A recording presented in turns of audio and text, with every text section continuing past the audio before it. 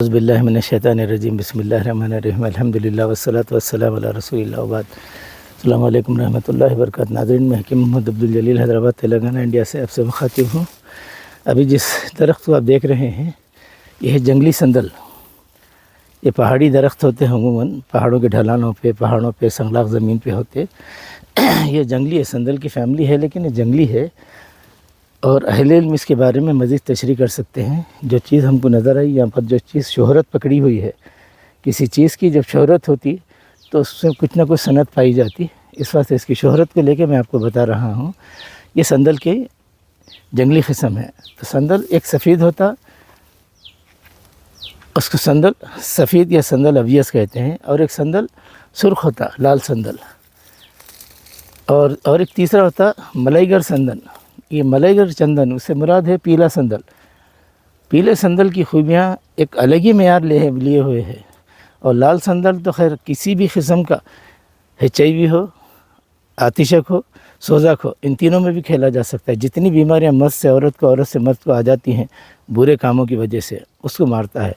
اس کو بھی بہت محتاط حکیم یا BMS ڈاکٹرز جو حساس ہیں وہ لوگ اس کو یوز کرتے ہیں۔ عوام کو گزارش ہے عوام سے کہ ابھی استعمال نہ کرے، کسی حذاق حکیم کے پاس یا کوئی BMS ڈاکٹر سے اب رجوع کر کے اس کے بارے میں، ان کو علوم بہت رہتے، مفردات کیا ہیں، اس کے افعال و خواص کیا ہیں، پھر مرکبات میں اس کا استعمال کیسا ہے، وہ لوگ بتا سکتے۔ تو لہذا ہر چیز کے لیے ہم حکیم بن کے مفتی نہیں بننا چاہیے۔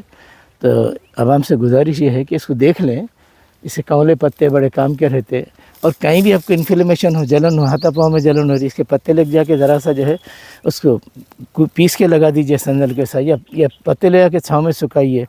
جب ضرورت پڑے تھوڑا سا جو اس کے اندر لگائیے، تلموں کو لگائیے، انشاءاللہ العزیز بہت زیادہ جو ہے آپ کو جلن والوں کو بھی جو ہے اللہ کے کرم سے شفا ہوں گی۔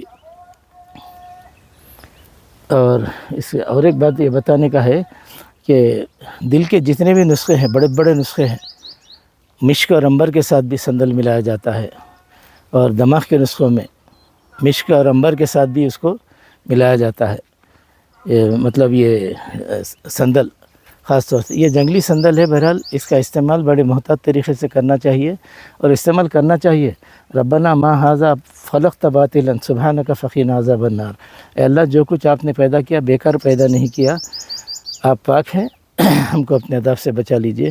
تو اللہ نے جو کچھ پیدا کیا بیکار پیدا نہیں کیا، تو اس کے اندر کیا کارآمد چیز ہے، اس میں کیا ایسے جو ہے گن ہیں، تو اکثر گاؤں والے بھی جانتے، یا بڑے قسم کا جو علم رکھنے والے وہ لوگ جانتے اس کو۔